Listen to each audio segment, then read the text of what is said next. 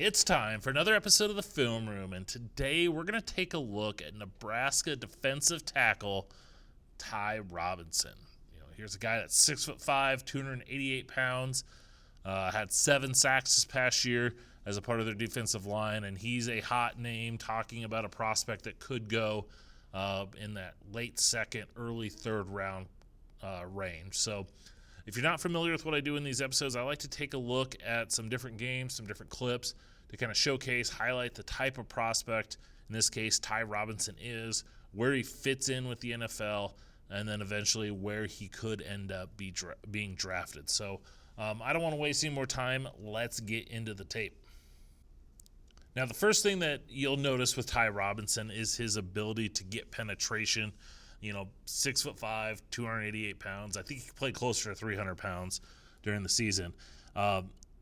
He's very good at penetrating, and here he is against Illinois team, that top 15 team, and here Robinson's able to just burst through, use a nice little rip move right here against the center, and just drive in to get this tackle. I wouldn't say it's tackle for a loss, but at least shutting him down on that second and short, and it's just that quickness and the power. I mean, right here, he's got the rip move, and he's just going to power through that to be able to get his hands. And it helped that there was the hole was stuffed, don't get me wrong, but his ability to power through that run block, get his hands on the running back to help stop him short of that first down. Here against Indiana, we see the athleticism. So he's left defensive end, looks like he's shading or head up on the left guard. And at this snap, he's going to run a little loop to his left. So that defensive end's going to slant inside, drawing in both the right tackle and that H-back tight end. And Robinson's able to use that lateral agility to loop right around him, get into the backfield, and stop this running back short of the end zone. And when you have power, you have agility. I mean, his ability, not only does he move laterally to his left to get around his teammate, but watch him kind of flatten down the line right there to make that stop. And then that agility, that ability to flatten, we're seeing it here against the run, but it allows him to make plays. He's not just clogging up running lanes, he is making plays. Here against Colorado, we see a combination of both. Once again, right defensive tackle. Looks like he's up on that guard. Just going to slant hard inside, taking not only the right guard, but blowing up that lineman trying to pull it and allowing his teammate to come in along with him to stop the run. And it's just that burst, the strength, the power, all combined, allowing him just to kind of wreak havoc on Colorado's run game right here, blow up this play, and the running back has nowhere to go. And then the last clip I want to show about him stuffing the run here against Indiana, right here, looks like he's head up or shading the center, and he's just going to just hold that point of attack. They're double teaming him. They know he's Nebraska's best defensive lineman, but he's able to just take on both of them, come off one, and just force that running back out, allowing the safety to come down and make the play. And it's just that ability to take both on and let his teammates run free. And that strength, that tenacity, Robinson's not giving up here. He's fighting through. He's trying to come off and make that play. But because he's able to hold that point of attack versus this double team, they can't. There's nothing up the middle. His teammates coming off as well. There's nothing right here. He's got to go outside, and we see the safety flying down to make the tackle at the line of scrimmage. All right, let's take a look at him, Ty Robinson, as a pass rusher. Here against Colorado, we're going to see him left defensive tackle. He might technically be the right defensive tackle, but he's lined up, head up on this left guard. And at the snap here, he's just going to use I don't even know if that's a club move. I think he's just moving laterally and just blowing right through that center for the sack. And it was just his agility to move laterally to get to the edge of that center, and then just once again that power. Rip move, powering through, taking that center with him all the way into Shedeur Sanders' lap, to finish with the sack. And I think the agility and the speed, the quickness to get to here, and then just able to power through it allows him to get into the quarterback's face, finish with that sack. We see another example of that here against Indiana. Once again, a right defensive tackle right here.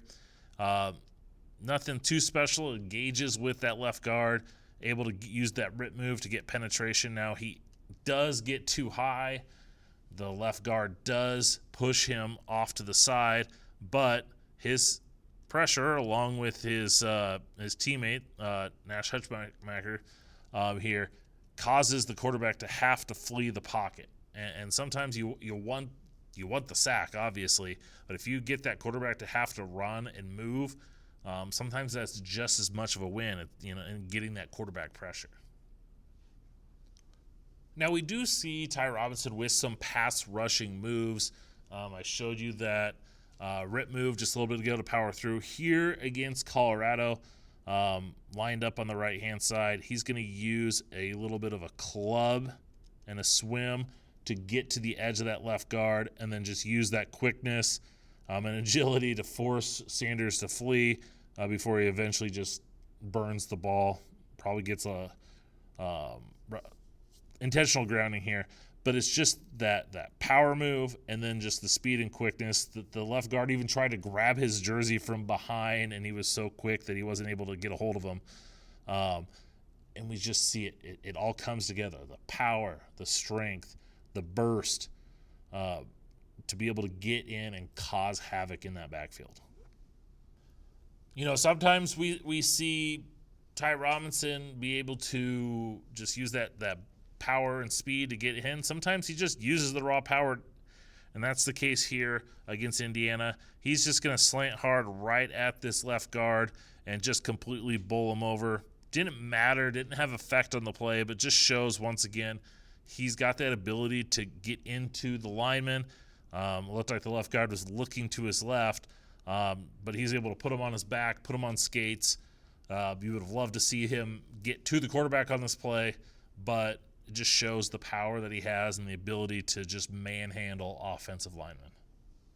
And then the final clip that I want to take a look at is here against Colorado. This is early in the game, and because Nebraska ran a three-man front, he essentially played a defensive end. Now, he played a lot inside as a defensive tackle, but he definitely showed his versatility. And here he's lined up, 5, almost a 7 technique.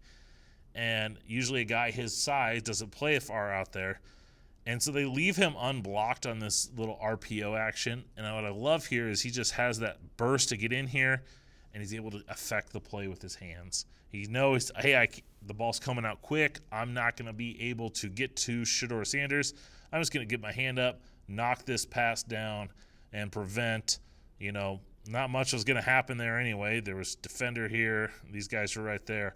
But shows that his ability to affect the game even when he cannot get to the quarterback. There is so much to like about Ty Robinson as it relates to him in the 2025 NFL Draft. As I mentioned up top, he's 6'5". He weighed in at the combine at 288. He doesn't look like a 288. He looks probably 300 to 310. I think that's the way he probably played at in this past couple years.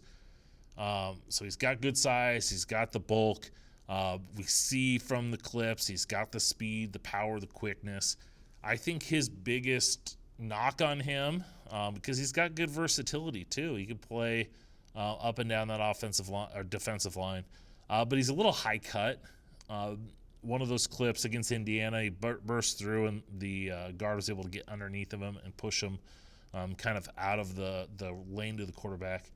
And I think because he's a little high cut, he tends to play a little high, and that can cause a lineman to kind of get underneath of him and kind of lock him down at times. So if he's able to improve his pad level, just the nature of his body type's going to lead to that. And I think that's what causes him issues, causes maybe him, instead of being a little bit higher in the draft rankings, to slide a little bit. But I think he's definitely got he's a starting caliber prospect. He's a guy that maybe he's not going to come in and start day one. I mean, it just does depend on who drafts him. But I definitely think he's a guy to come in, be a pass rusher, interior pass rusher at the beginning, then eventually develop. I'd love to see him go to a team that runs a three-man front. I think him being a base 3-4 defensive end is probably the right spot for him, especially a scheme that has him on the move and has him penetrating. If you're asking him to two-gap and take on blocks on a consistent basis, I think he can struggle there. But if you're looking for him to penetrate, loop, slant, I think he'd be great in a Mike McDonald, Vic Fangio style defense where they're moving guys around. Seattle is a team that is kind of rumored to be high on him, and so that's why I think it would be a perfect fit with Mike McDaniel. They like to slant and move their guys around, and I think Ty Robinson would fit that perfectly. That's going to go ahead and wrap it up for this episode of The Film Room. If you like what you saw, make sure you subscribe. Hit the bell to get all notifications when I have a new video. While you're out there, also follow me on social media. Wherever you do social media, draft_Brian is where you can find me. I hope you enjoyed. Thanks for watching. Until next time.